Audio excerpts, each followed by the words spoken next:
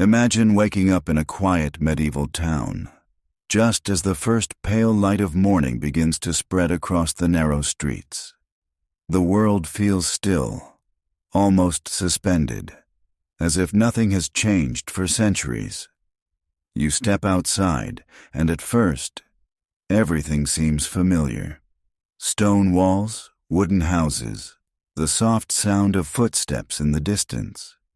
But as you begin to look closer, something feels slightly different. The faces around you don't look quite the way you would expect. There is something unusual in the way people present themselves. Their expressions are calm, almost distant. Their skin appears softer, lighter, and their features seem shaped by rules you don't yet understand. You might notice a woman passing by, her hair carefully arranged in a way that reveals more of her face than usual, or someone standing quietly in the shade, avoiding the sunlight as if it matters more than it should. Even the smallest details, the shape of a brow, the tone of the skin, begin to tell a story. In the Middle Ages, beauty was not about bold choices or standing out from the crowd. It was quiet, subtle, and deeply connected to everyday life. There were no mirrors in every home, no guides or trends changing from week to week. Instead, ideas of beauty moved slowly, shaped by tradition, by routine, and by the silent expectations of society. To the people living in that time, these standards felt completely natural. They didn't question them. They simply followed them, just as they followed the rhythm of the seasons or the passing of the day. But from where we stand now, these same ideas can feel unfamiliar, even a little surprising. Tonight, we'll gently explore these forgotten standards of beauty, how they formed, how people lived with them, and how something as simple as appearance could quietly reflect an entire way of life. So take a moment to settle in, relax your thoughts, and let yourself drift slowly into the past, where even beauty followed a different kind of logic.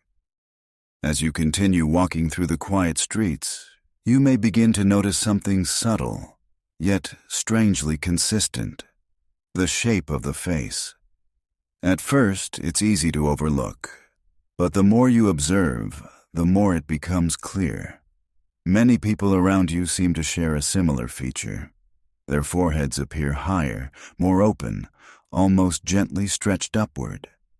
It creates a certain feeling, one that is difficult to describe at first.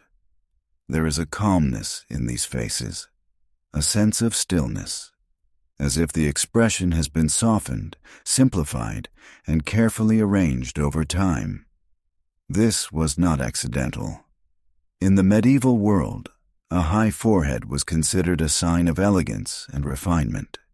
It was associated with calmness, composure, and a kind of quiet intelligence.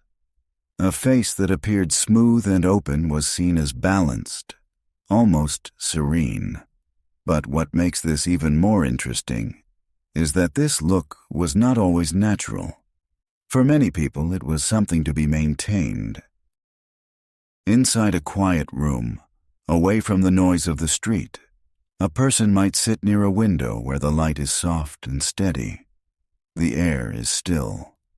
The moment feels unhurried. In front of them, a small reflective surface, perhaps polished metal, catches just enough light to show an outline of the face. There are no sharp reflections, no perfect clarity, only a gentle guide. With slow, careful movements, small adjustments begin. Tiny strands of hair along the front of the hairline are gently removed, not all at once, not in a dramatic way, but gradually, over time. The process is quiet, patient, almost ritual-like. Each small change contributes to a larger shape, a slightly higher line, a smoother transition from hair to skin, a more open space across the forehead. Over days, weeks, and months, this repeated routine transforms the appearance of the face in a subtle but noticeable way. And what is most interesting is how normal this becomes. There is no sense of transformation, no feeling of doing something unusual. It is simply part of preparation, part of daily life, part of what it means to look presentable. This practice was especially common among those living in more structured environments, where appearance reflected not only personal care, but also awareness of social expectations. A composed face suggested control. A smooth forehead suggested order. And in a world where much of life was unpredictable, these small visual signals carried quiet importance. In portraits from the period, this feature becomes even more visible. Faces appear elongated, calm, and softly illuminated. Hair is pulled back, revealing more of the forehead, allowing light to fall evenly across the face. There is a softness to these images, a lack of harsh lines. Everything feels intentional, but not forced. And yet, beyond paintings and idealized representations, this was something lived. It existed in the quiet routines of the morning, in the stillness of an evening, in the repeated gestures that slowly shaped appearance over time. And like many traditions of the medieval world, it was not questioned. It was not explained.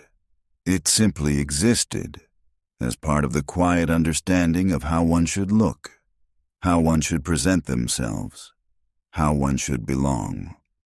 As the day continues and the soft morning light slowly grows brighter, you begin to notice another detail, something even more subtle, yet deeply meaningful in the world around you. The tone of the skin.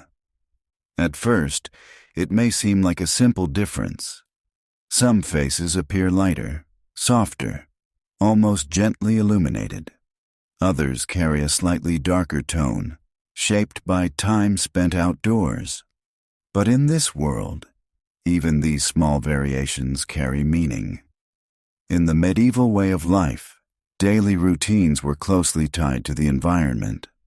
The rhythm of work, rest, and movement often depended on whether a person spent their time inside or outside. Those who walked long distances, worked in open spaces, or spent hours under the sky naturally reflected that life in their appearance. Their skin held traces of sunlight, wind, and changing weather. But there were also those whose days unfolded differently. Inside thick stone walls, within quiet rooms where light entered only in soft, narrow beams, life moved more slowly. The air felt still. The light felt gentle, and over time, this environment shaped appearance in its own quiet way. Skin remained lighter, softer in tone, less touched by the elements. This difference, though subtle, gradually became something more than just a result of daily life. It became a symbol. A lighter complexion came to suggest a certain kind of routine, one that was more protected, more controlled, less exposed to the constant changes of the outside world. Not in a dramatic or obvious way, but in a quiet, almost unspoken understanding. Because of this, many people began to pay attention to how their skin appeared, not with urgency, not with strong intention, but with gentle awareness. Avoiding direct sunlight when possible became part of daily movement. Choosing shaded paths, standing near walls where light was softer, or stepping inside during the brightest hours of the day. These small decisions slowly added up. Clothing also played an important role. Loose fabrics, long sleeves, veils, and layered garments created a barrier between the skin and the outside environment. These were not only practical for warmth or modesty, but also helped maintain a softer appearance over time. Even posture and positioning mattered. standing slightly turned away from direct light, resting in places where shadows softened the surroundings, choosing when to step outside and when to remain indoors. All of these choices were quiet, almost automatic, yet deeply connected to the way appearance was shaped. Inside the home, the effect became even more noticeable. Soft light from a window, filtered through narrow openings, created a gentle glow. Candlelight in the evening reduced contrast even further, giving the skin a smooth, even tone. In these moments, everything felt calm, balanced, still. In paintings and portraits, this idea was carefully preserved. Faces were often depicted with light, even tones without sharp differences. The overall impression was one of quiet composure, as if nothing disturbed the surface. But this was not only an artistic choice, it reflected a real way of seeing, a real way of valuing appearance. And as you move through this world, slowly observing these details, you begin to understand something deeper. Beauty here was not about transformation. It was about alignment with routine, with environment, with expectation. It lived in the soft light, in the quiet avoidance of the sun, in the gentle choices that shaped appearance over time. And like so many things in the medieval world, it was never announced. It was simply understood. As the day slowly moves forward and the light begins to soften again, you might find yourself noticing even smaller details, the kind that are easy to miss at first glance. Not the shape of the face, not the tone of the skin, but something more delicate, the way the face is finished. In the medieval world, what we would now call makeup was not used to stand out. It was not meant to draw attention or create strong contrast. Instead, it was used to soften, to even out, and to gently guide the way a face was perceived. The goal was quiet harmony. In a dimly lit room, perhaps illuminated by a single candle or the faint light of a window, someone might sit in front of a reflective surface. The space is calm, almost silent, with only the soft movement of hands adjusting small details. There are no bright colors laid out on a table, no bold tools, only simple mixtures prepared carefully, often from natural ingredients found nearby, small bowls, soft powders, subtle textures. Everything feels understated. These mixtures were not applied quickly. There was no rush. Each step was slow, almost meditative, as if the act itself was just as important as the result.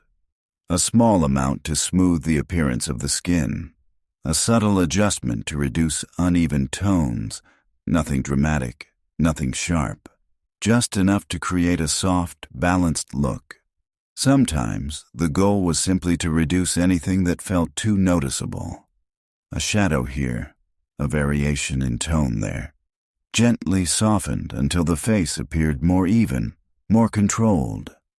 Eyebrows, for example, were not shaped to be bold or defined. Instead, they were often made thinner or softened to create a more delicate expression.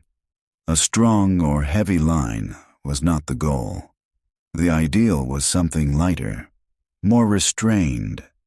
In some cases, the eyebrows became so subtle that they almost blended into the face, giving it a smoother, more uninterrupted appearance.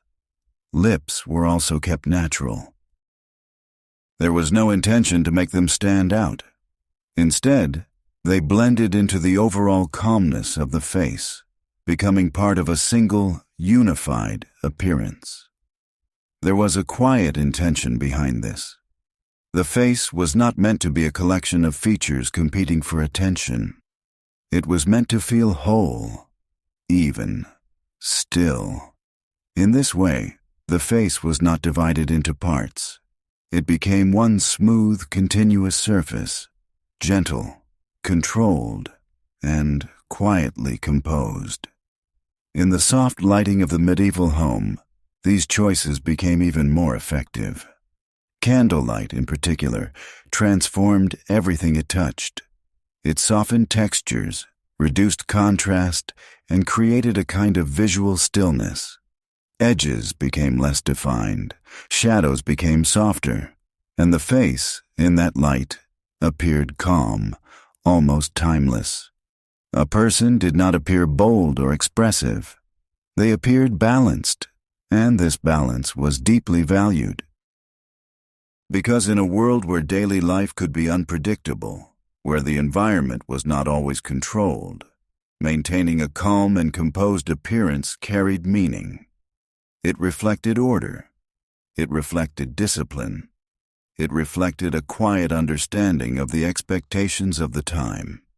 Even the act of preparing these mixtures, of sitting down in a quiet space, of taking time to adjust small details, became part of a larger rhythm, a pause in the day, a moment of stillness, a way to gently bring oneself into alignment with the surrounding world.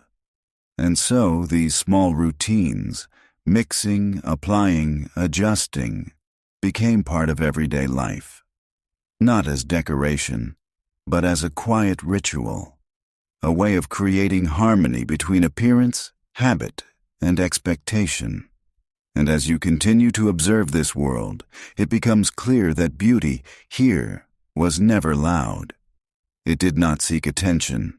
It simply existed in the softest details, in the calmest moments, in the spaces where nothing needed to stand out.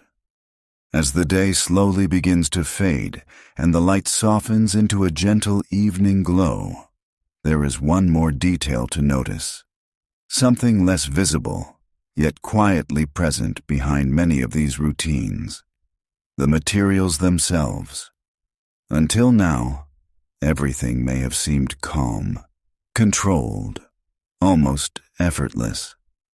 The shaping of the hairline, the soft tone of the skin, the subtle finishing of the face, all of it carried a sense of quiet intention. But behind these gentle results, there were often more complex processes. In the medieval world, people relied on what was available to them. There were no large systems of production, no standardized ingredients, no clear understanding of how certain materials might affect the body over long periods of time. Instead, knowledge was passed through observation, through repetition, through shared habit. In small rooms, often lit by a single candle, mixtures were prepared carefully. Powders, pastes, and simple solutions were combined using tools made of wood, stone, or clay. The process itself was slow and deliberate. A small amount of powder might be placed into a bowl, a liquid added drop by drop. The mixture stirred gently until it reached the desired texture. There was no urgency, no exact measurement. Only experience, only memory. These preparations were used to create smoother skin, more even tones, and a softer overall appearance. They were applied lightly, often in thin layers, blending into the natural surface of the face, and for the most part, they worked, at least in the moment. In soft light, especially by candle or near a window, the effect was subtle and calm. The skin appeared more even, the face more composed. But what was less visible was how these materials interacted with the skin over time. Without the knowledge we have today, people could not always see the long-term effects of what they used. What mattered most was the immediate result, the appearance in that moment, in that light. And so, these practices continued, not because they were fully understood, but because they were familiar, because they had been used before, because they were part of routine. A recipe might be passed from one person to another, a suggestion shared quietly between friends or family members, a mixture remembered, not written down. And in this way, knowledge moved gently through time, not as instruction, but as tradition. For those using these preparations, there was no sense of risk as we might think of it today. There was only trust in what had been done before, trust in repetition, trust in habit. And so, these materials became part of daily life, not something unusual, not something questioned, just another quiet step in the process of preparing for the day, or settling into the evening. In a way, this reflects something deeper about the medieval world. A world where understanding was built slowly, where people worked with what they had, where appearance was shaped not only by intention, but also by the limits of knowledge at the time. And as the light continues to fade and the quiet of evening settles in, these small routines, mixing, applying, adjusting, become part of the rhythm of the day. Soft, repetitive, almost meditative, a quiet balance between effort and appearance, between habit and result. And as with everything else in this world, it simply continues. As the evening settles in and the last light slowly fades from the narrow streets, everything begins to grow quiet again. The same town that once felt unfamiliar now seems softer, more understandable. The small details that once stood out, the high foreheads, the pale skin, the subtle changes in appearance, no longer feel unusual. Instead, they begin to blend into a larger picture, a way of life shaped by routine, habit, and quiet expectations. In the medieval world, beauty was never loud. It did not call attention to itself. It lived in small gestures, in repeated routines, in the gentle choices people made each day without thinking too much about them. It was shaped by the light of a window, by the path someone chose to walk, by the stillness of a room where time seemed to slow down. And perhaps that is what makes it feel so distant, and yet so familiar at the same time. Because even today, in a very different world, ideas of beauty continue to change, to shift, to quietly adapt to the lives people live. What feels natural now may one day feel just as unfamiliar, and what once seemed unusual begins to make sense when seen through the rhythm of another time. So now, as everything grows still, you can let these images gently fade. The quiet streets, the soft light, the calm faces shaped by a different set of rules. Let them drift slowly into the background, like distant memories. And as the world settles into silence, you can do the same.